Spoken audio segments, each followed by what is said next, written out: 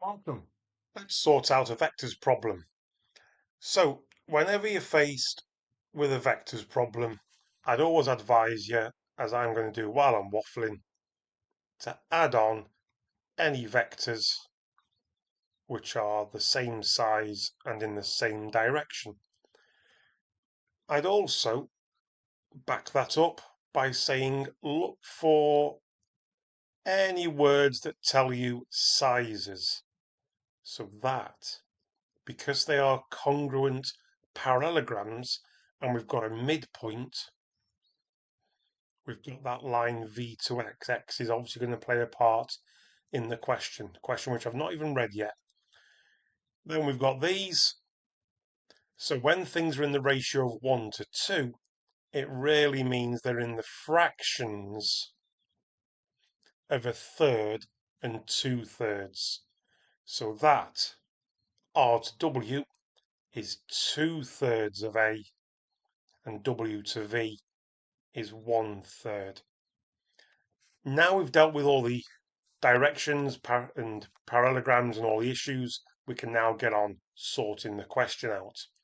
So let's do Q to X first. I think that's going to be the simpler one.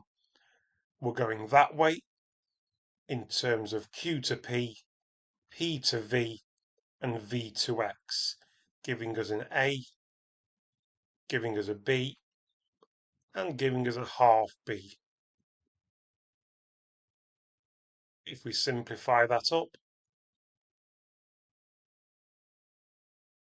there we go. I'll leave a bit of room because chances are we're going to need to factorize one of these, because in order to prove that 3 points lie on a straight line, we know they're going to both start at Q. So then we need to show that they're parallel, having the same gradient, or in this case, direction. So in other words, we're looking for one line to be a multiple of another, one vector to be a multiple of another. So let's now look at Q to W.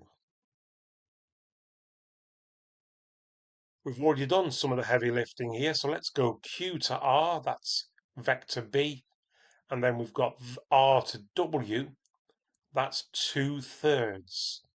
So we've got 2/3 of A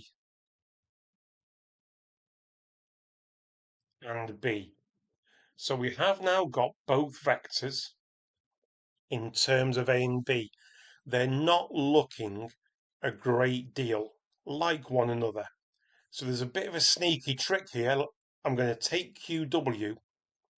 I'm going to take out a 2/3.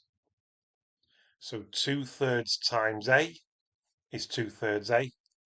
Now I want 2/3 when expanding brackets to cancel out to leave me with a 1. So I bring in the reciprocal. So I've taken out a 2/3. If I expanded it, I'd get back to there.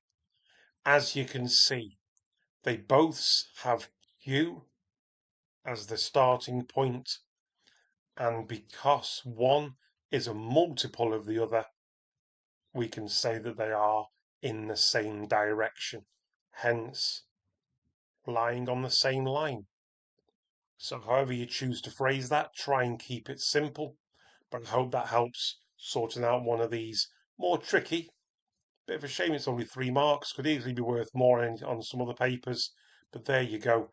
That's how you sort out this particular 3 marker from the AQA paper. Thanks for watching.